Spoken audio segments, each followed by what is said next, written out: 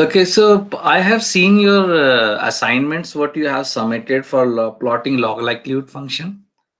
and and I found out like this is not what I was expecting. So just for your quick start, I have taken some code. I have written some code which is not correct, and it is just giving you the like outline of the code. So I'm sharing this thing here to you, just for your quick start.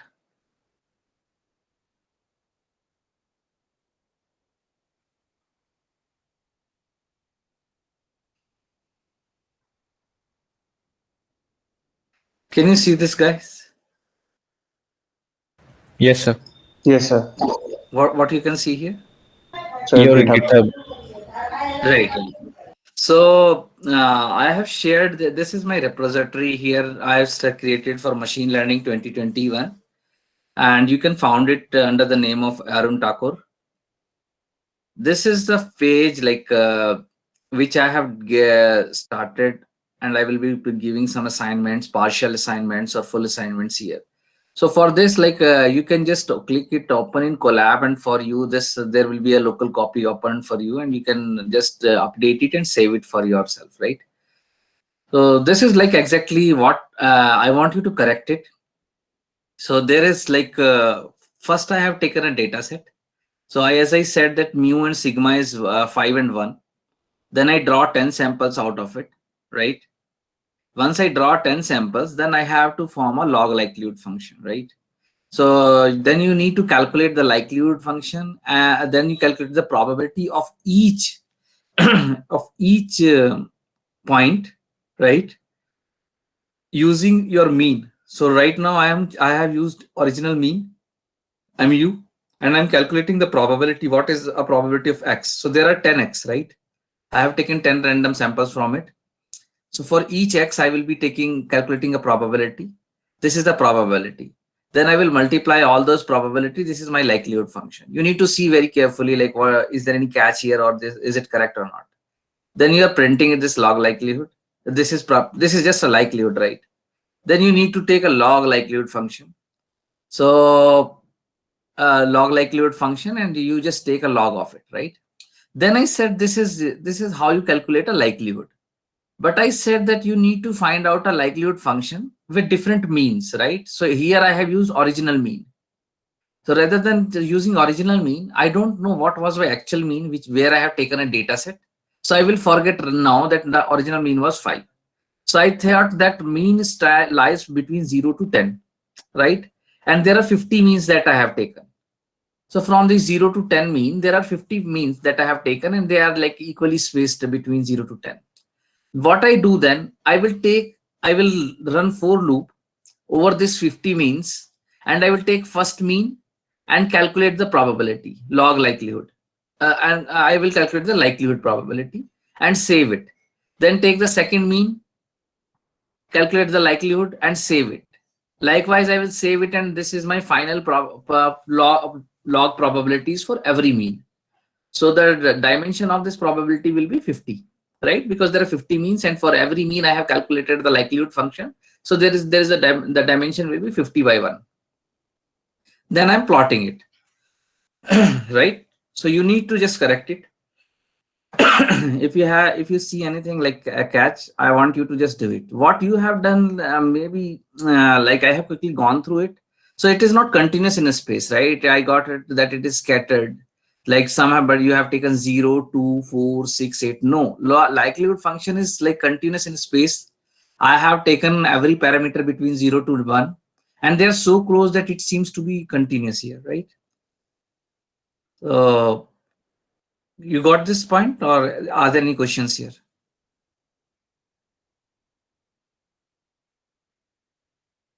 Yes or no? Got it, sir. You got it, right? So everybody just redo this exercise, right? Then only you will find it out. So I expect you to just uh, plot this again and post in the wall, right? So this is not what I was expecting. Yeah. And I found out that most of you have copied each other. So don't do that. Okay, fine. So now let's start today's lecture here.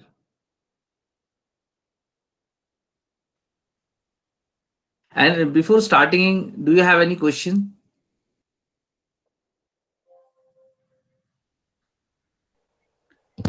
Hello. Yeah. Sir, last time you told about S-fold cross-validation. In that, we were dividing our data in suppose like 4 parts, and then we are giving it to the model each time with a different part as a test set. So, Right. so sir, if each part has been a test set at least once for the model, then how can we say that if some new data comes, the model will predict it correctly, the output?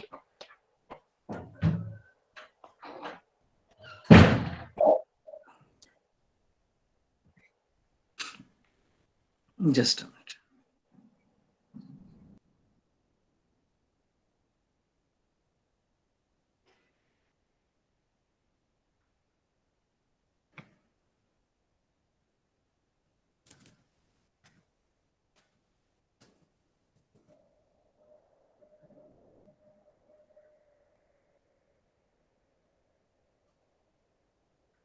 So can you see this screen?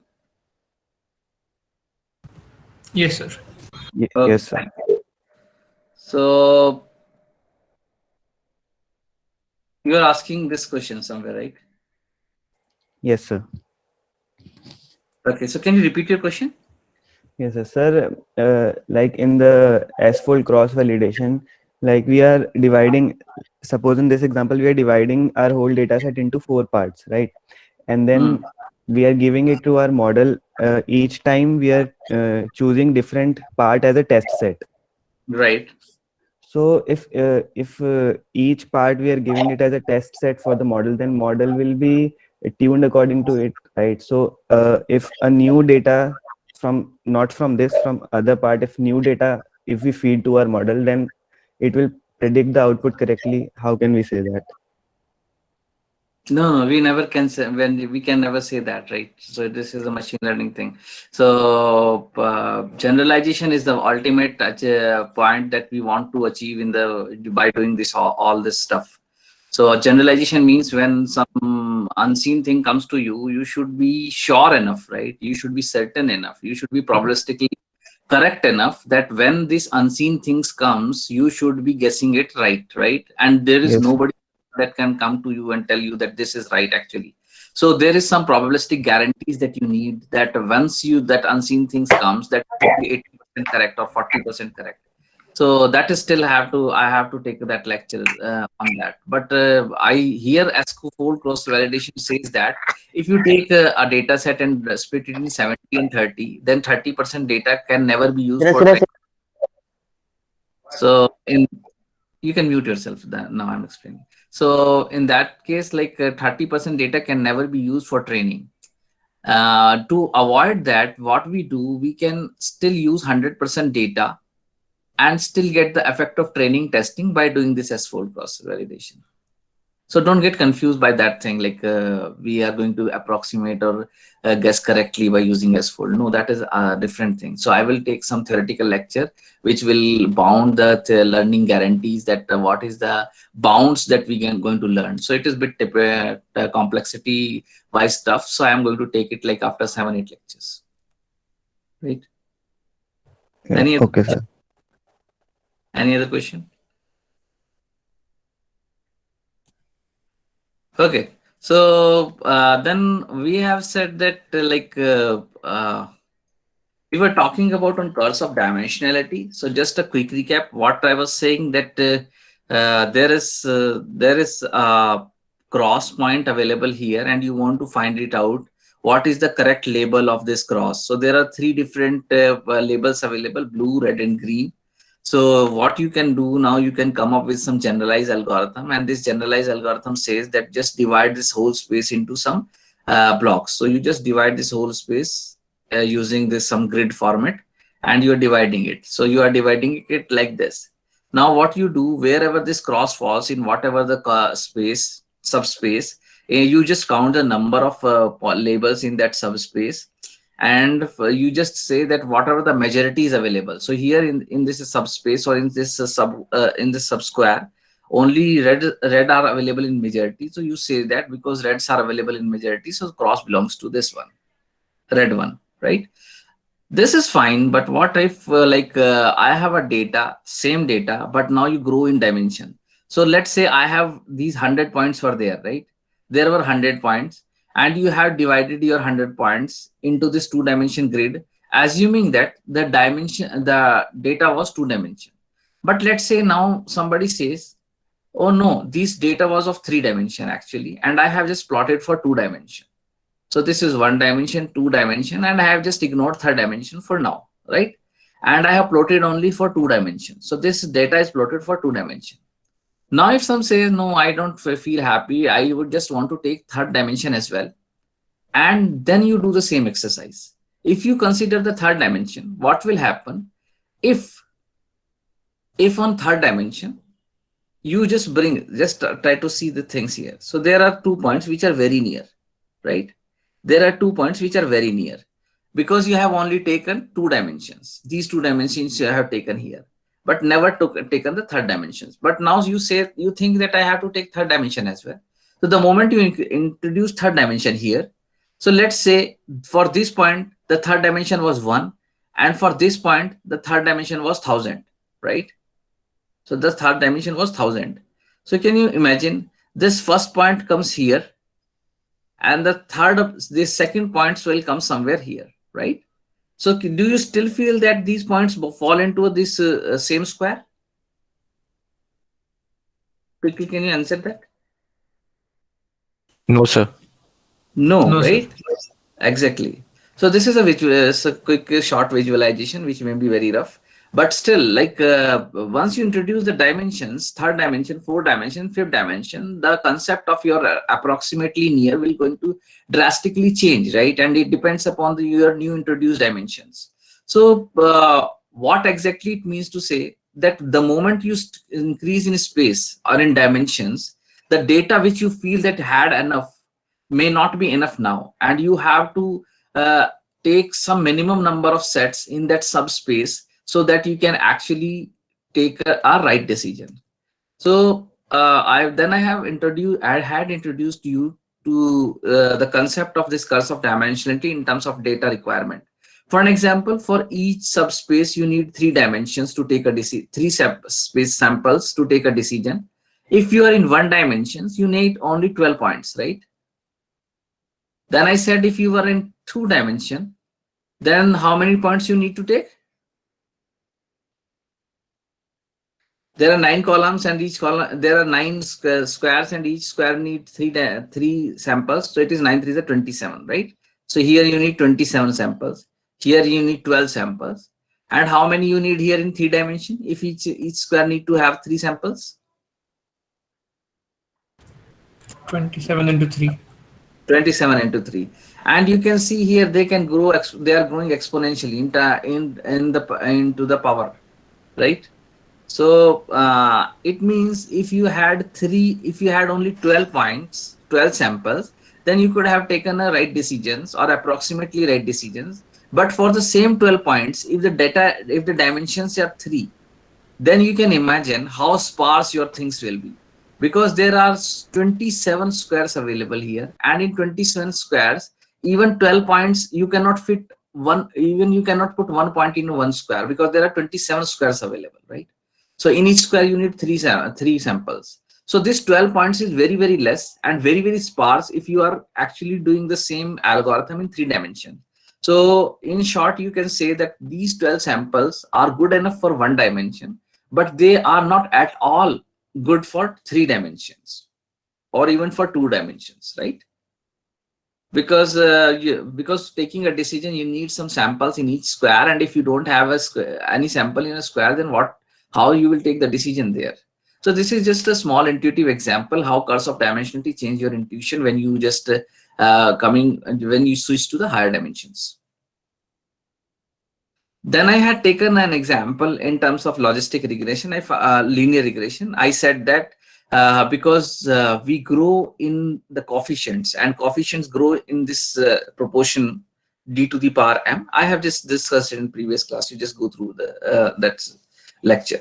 So then your approximately your coefficients which you need to approximate are proportion to the d to the power m. It means you need these many samples to fit the curve accurately. Okay. So from here, this is like what we have covered till last class. So for this class, I just want to show you like how your intuition fails when you go into the higher dimension. So this is an example. What this example says, like I have a sphere, right? And this sphere lies into any dimension. So in one dimension, sphere is line. In two dimensions, sphere is circle. In three dimensions, sphere is what you understand by sphere, and likewise. So in general, the formula of the volume of the sphere in d dimension is this, right? For an example, if you take in two dimension, so it is pi r square, right? So this constant will keep on changing, but once you freeze the dimension, the constant will be same for every radius, right? This is what the intention is. So now the point that this slide is trying to make is, if you are in d dimension and you take the ratio of the volume, and what ratio this is? So this is your first, this is one volume, right? In this concentric spheres, and upon total volume of this outer sphere, right? So it means I just want to find out what is the volume of the sphere that lie near to the border, or let lie near to the border. So if it is a circle, then I'm really interested what fraction of the volume lie into this concentric circles of the total volume.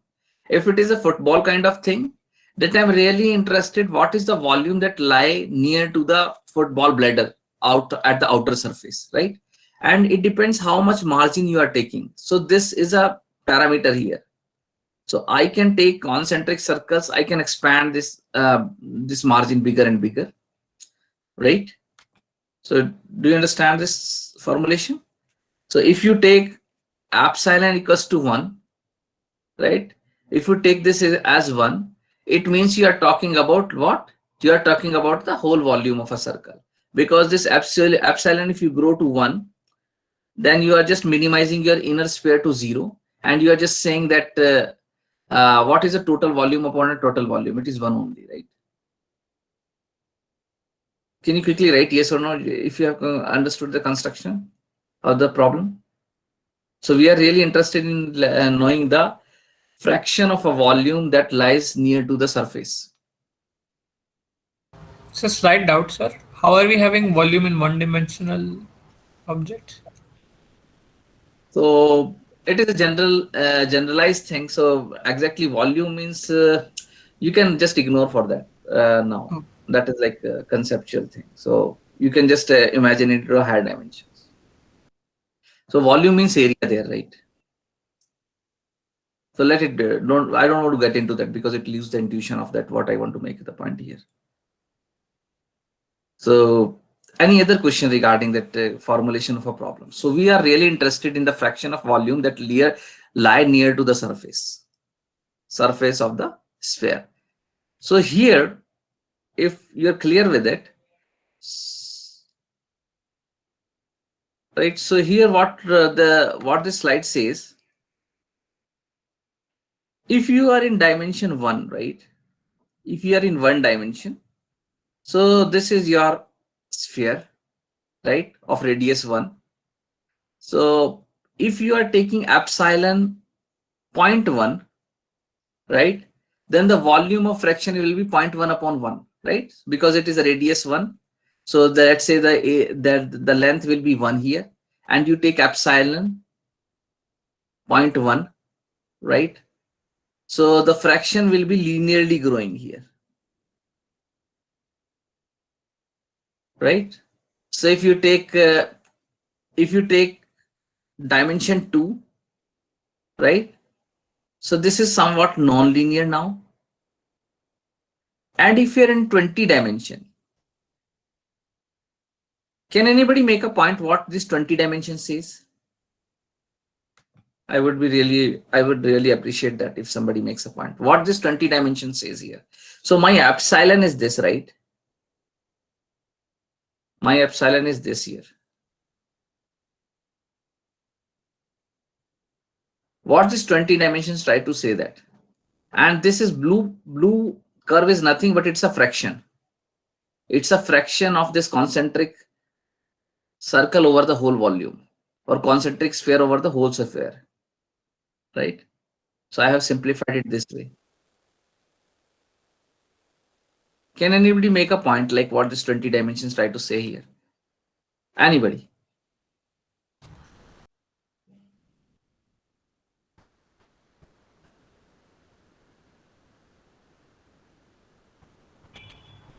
At higher dimensions, at lower value of epsilon, also the fraction increases and becomes 1. So what exactly it says? That's fine.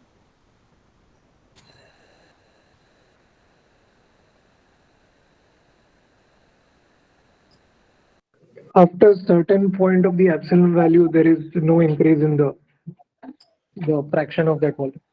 So I'm comparing between the dimensions. The point is like there are different dimensions that we have plotted. So for 20th dimension, what is the difference between the first dimension and 20th dimension? Whether the fraction of the volume is high near the surface or low near the surface. That's what this slide is saying. Low near the surface. So The you concentric value becomes almost zero for smaller values of epsilon. So epsilon is what? This is epsilon, right? This Yes. is epsilon. So if you have very smaller values, it means you are very near to the surface. And if you are very near to the surface, what is the fraction of a volume there for this 20 dimension? So you are you are in the 0.1 range, right? So at 0.1 range, this is the volume. This is the volume at the this is the total ratio of the volume. So what does it says? For 0.1, the volume is what? Almost 0.9, right? So it means that near to this surface of 20th dimension, the total volume that is lying near the surface is 90%. Whole volume is concentrated near the surface here, which is not the case when you are in the 1 dimension. That was linear. But if you are in 40 dimension, it may be possible that the epsilon value will be here. The epsilon value is 0.1. There will be 0.01, right? Only the 100 part. It means if you take the sphere, every volume will fall into this very small thin layer near the surface, right?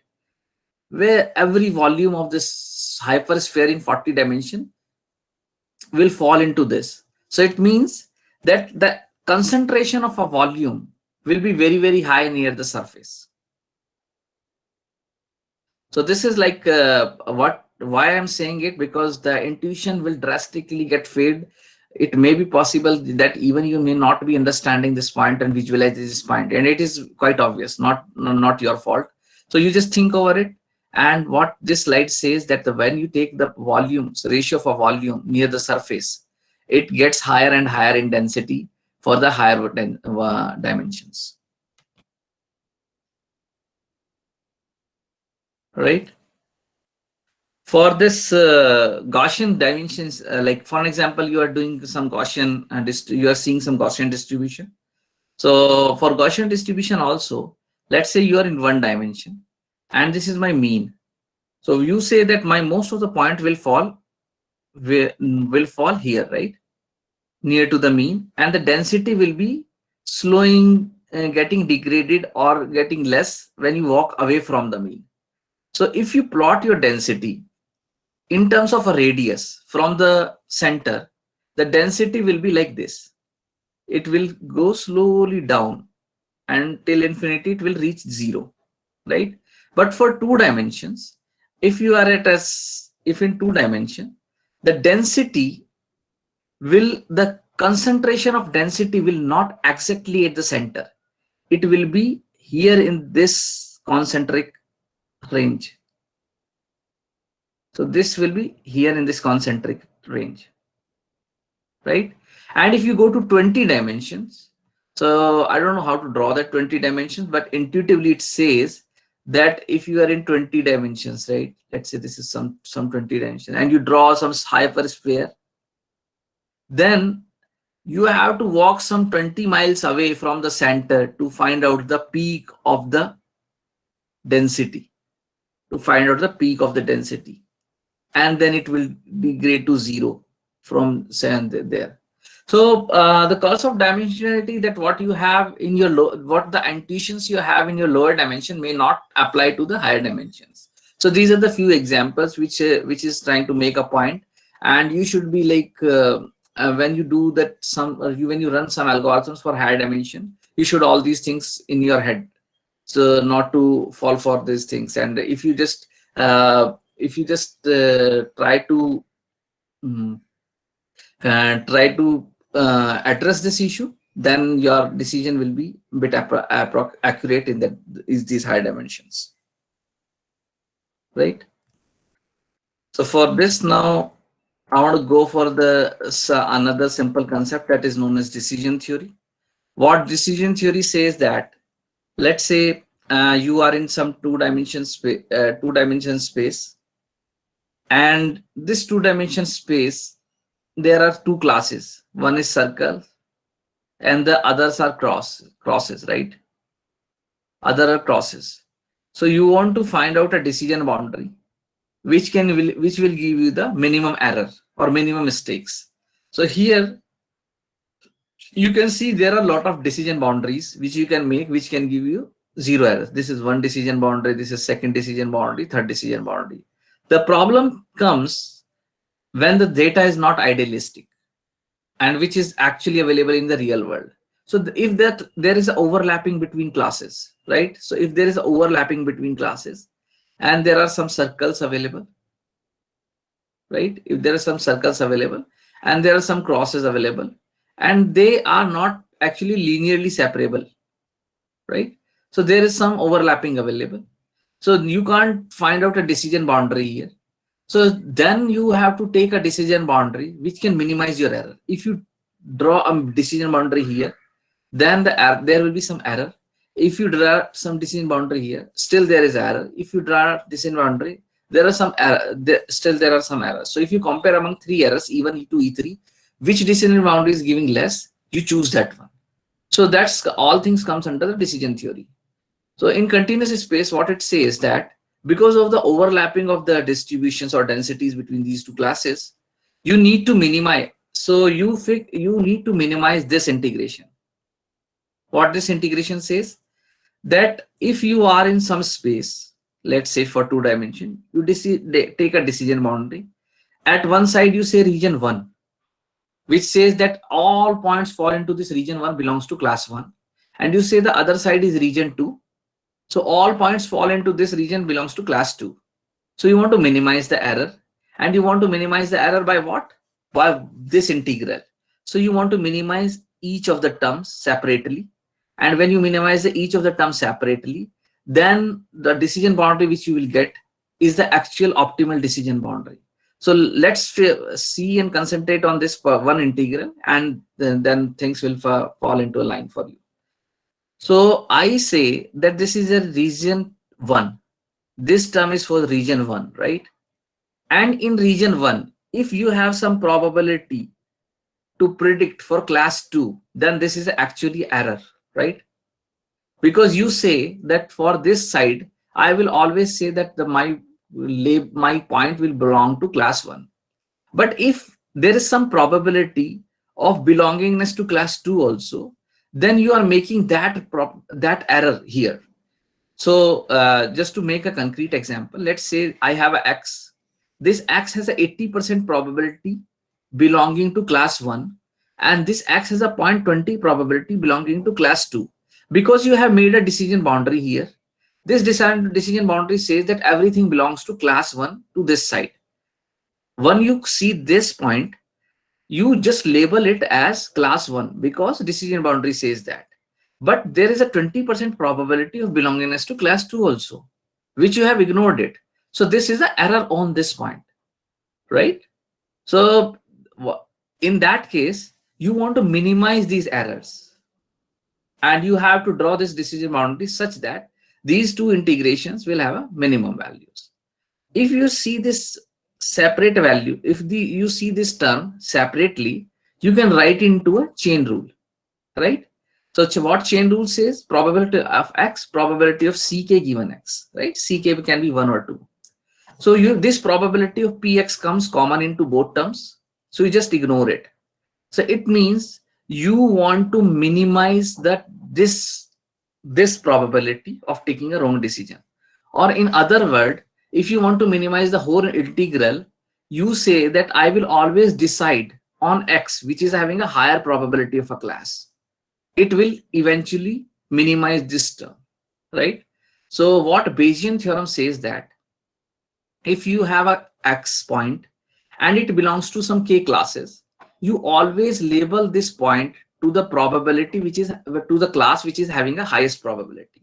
So let's say it belongs to 3 class C1, C2, C3 with probability 0.7, 0.2, 0.1, right?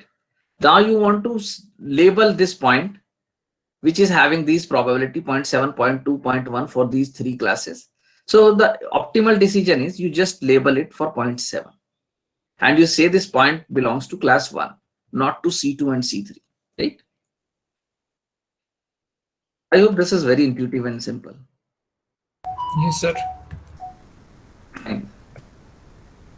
Okay, so let's say how this intuitions like let's us concretize this intuition. So for the sake of simplicity and intuitively, I have taken the same figure from the class from the book, and what it says that there are 2 classes C1 and C2, and they have overlapping in densities, right? So you have, let's say, 2 choices. One is what is the optimal decision boundary and what is your decision boundary. So let's say this is your decision boundary which you feel that I should take. So once you take this decision boundary, all the points belonging to this region, you say that if x belongs from 0 to 10, then it should belongs to class 1. If x belongs from 10 to infinity, then it belongs to class C2. This is a decision boundary you had made. This was the densities, actual densities or true distributions for class 1 and class 2 joint distributions. What it says, if you create a decision boundary here, then the total error will be what? Can anybody tell me? I really be like appreciated if you tell me what is the probability of an error here. You don't need to calculate in the numbers, but just you can tell me the regions. What is the probability of an error here if I take this decision boundary? X hat. There will be more errors. No more. Yeah, the error will be there. But what are the fractions that are actually generating that error? So for an example, just to make it concrete, this blue part, right? This blue part, this blue integral section will create an error. Why? Can anybody tell me? Because it belongs to C1, but we are classifying it as C2. Very nice, very nice. Because this probability, so I always doubt and I try to clarify it. So you may be saying it, but maybe possible that you are not getting the proper intuition of it. But really appreciate that you have thought of in that direction. So this is X, right? So this is X. It has 2 probabilities.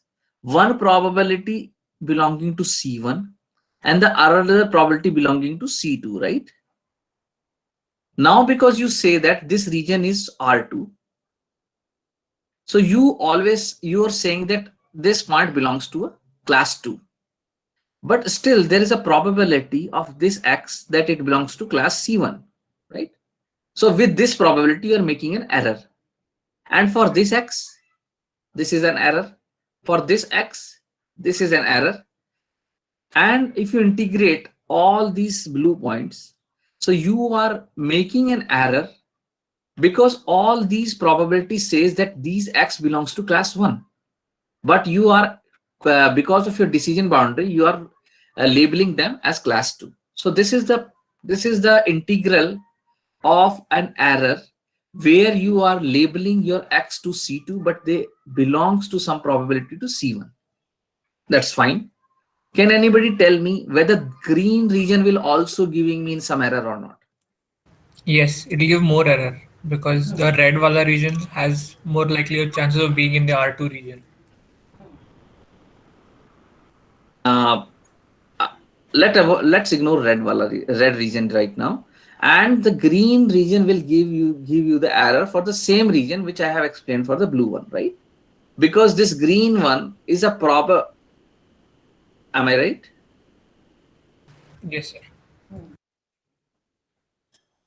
No. So this green one is a probability of belonging to C1, right? And we are labeling it to a C1, so it will not give you an error, right? So that's what I told you, not to get confused. Understood or not? So what I'm saying here, this green region right now,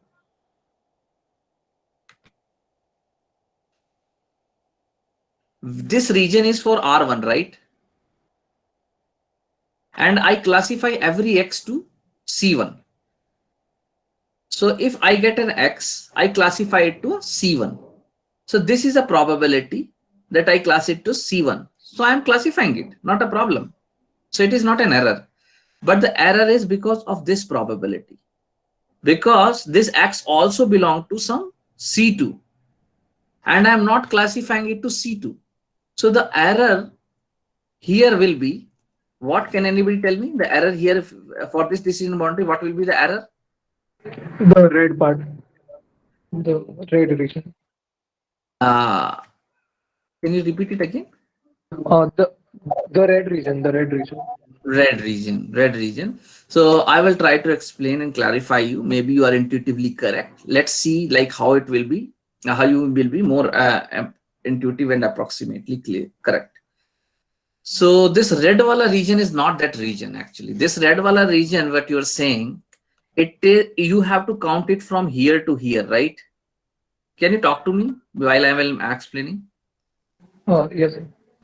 So this red is not from here to here, right? It is not from here to here. It is from, because it's a density, you need to calculate the total height of it in the small range, right? Yes, yes. So the error will be, for this case, is this part, total. It is a sum of green plus red. Because green is somewhere the subset of a red and you are calculating the probability of an error, and red is higher. So you will be calculating the error, and this error is nothing but the probability of belongingness to class 2. And this is class 2, right? Can you see this? This is the density of belongingness to class 2, but you are classifying it as a class 1. Right? Yes or no? Yes, sir. Yes, sir. Okay. So now if you want to minimize it, So this is the point which I want to make, and it is a really very beautiful example given in a book. So if I want to minimize an error at my best, out of these 3 sections, blue, red, and green, which is the region that I can vanish? The red one. It is the red one, because if I move my boundary from here to here, right? So let's say this is now my boundary. So this error will, this blue region will be, okay, I will change the ink.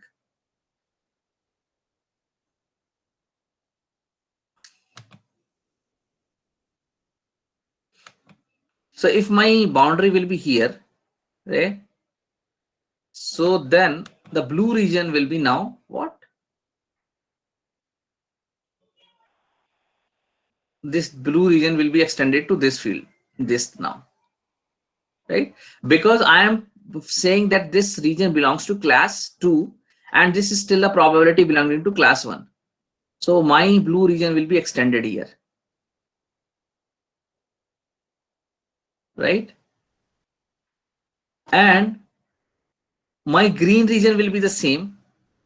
It is a reduced one because this probability is the probability belonging to class 2, which I am classifying as the class 1, right? This is the region which I have just subtracted.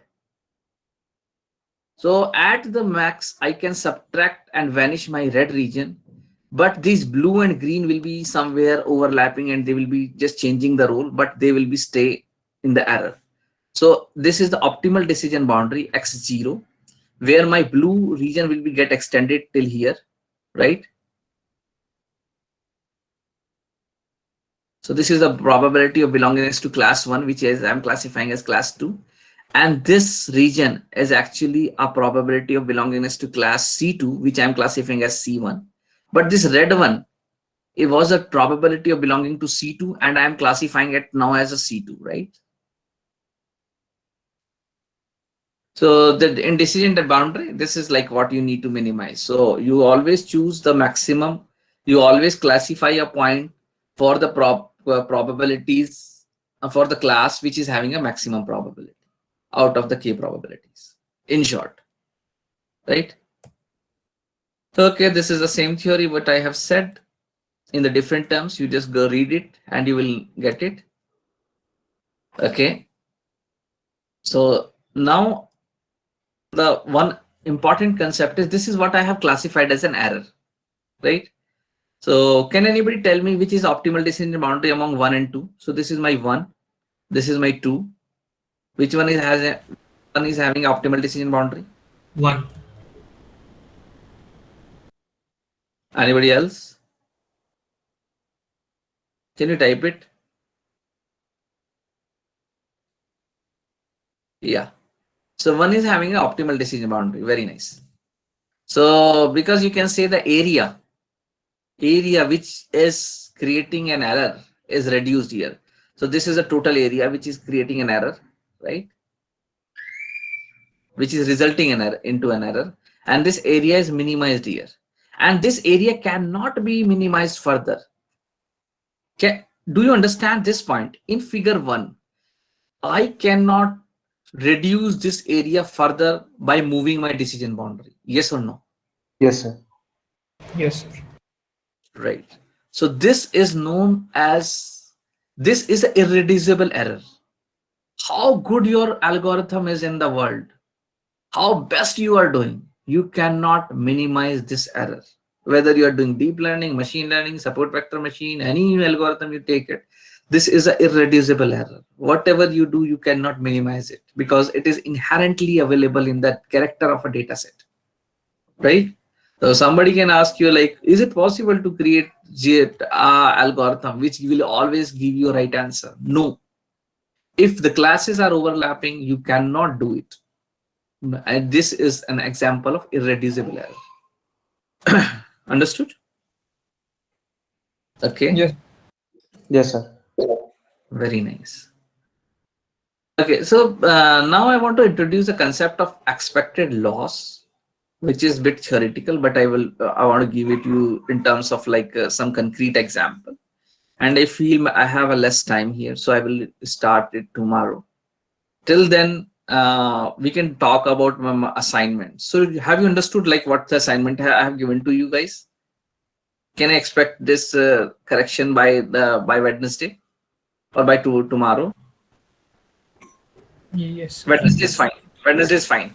So before taking a class on Wednesday, I expect you to just plot that likelihood function. That likelihood function, you know how it will come? It should come like this. Because my original 5 was here, so it should take a height till 5 and then it dips down somewhere here. If you are getting some other forms like this one, you are getting this. This is not right. I want this one, right? So please do it, submit it before the start of Wednesday class?